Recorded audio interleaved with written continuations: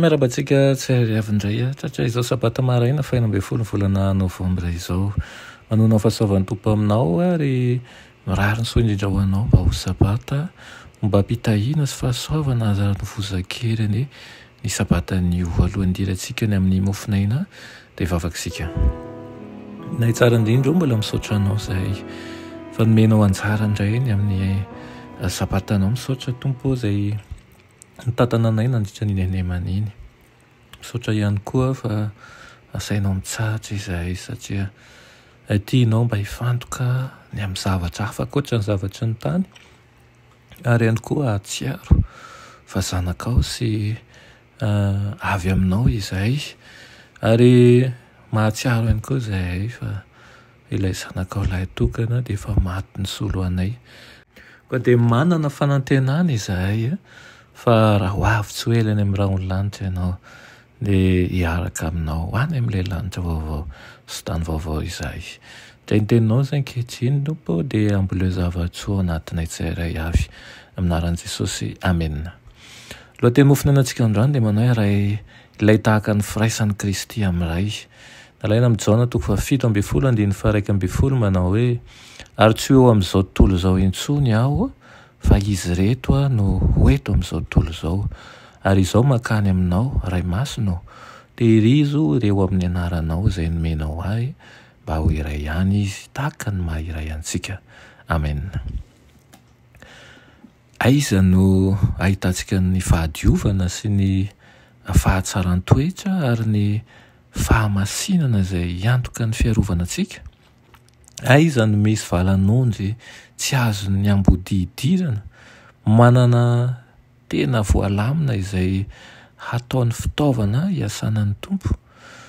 Mety mihoatra noho ny 20 ny Jodasy eo amin'izy ireo. Mety misy Petera izay andany tompony rehefa tonga ny fizahan'ny toetra.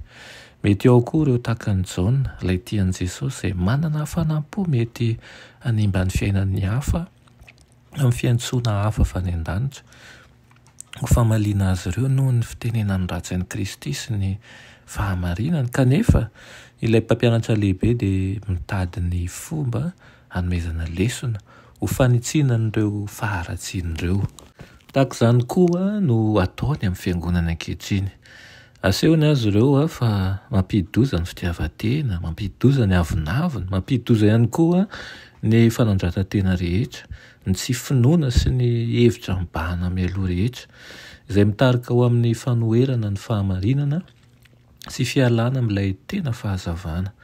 Ary raha tsy bebahany ireny dia ho tavela ao amin'ny aizina tahaka ny firenena jiosy tamin'izany andro izany ny olona izay mankamamy azy. Aoka ny fanahy tsirairay amin'izao andro izao hikatsaka izay azahoan'i Kristy valim-bavaka. Aoka ny fanahy tsirairay avy hamerina ho an-tsaina izany vavaka izany mba ho iray tahaka ny maha-iray an'i Kristy sy ny rayiny rehetra. Aoka izy ireo tsy hampitodika ny fitaovam-piadiana ho ao amin'ny laharana misy antsika fa hampitodika an'izany kosa eny amin'ireny fahavalon'Andriamanitra sy ny fahavalon'ny fahamarinana. Tsy maintsy voahana hidiran'ny fanahy masina amin'ny varavaran'ny fo. Vakio ny vavaka nataon'i Kristy ho an'ny firaisantsika, tsy ho an'ireo mpianatra ankehitriny ihany izany vavaka izany fa ho an'ireo rehetra mino azy amin'ny alalan'ny tenin'ireo mpianany eny hatramin'ny faran'izao tontolo izao. Amen. Tompo malala ho misaotra anao tompo izay momba anay sy miay anay manokana. Irinay tokoa mba ho vavaky ny tsirairayany ny asan'ny fanahinao masina ao anatinay ka ho tempolin'ny fanahinao koa ane izahay ka izay rehetra ataonay dia iarahanay amin'ny tafika rehetra avy aminao satria fantatray fa ianao efa nandresy anay ka tsy misy zavatra tokony hatahoranay ny amin'ny ho avy. Momba ny tsirairay avy izay manohy sy manaraka an'izao fandaran'izao dia aoka tompo ny fanahinao masina ankahery azy ihany koa. Anaran'i Jesosy amen.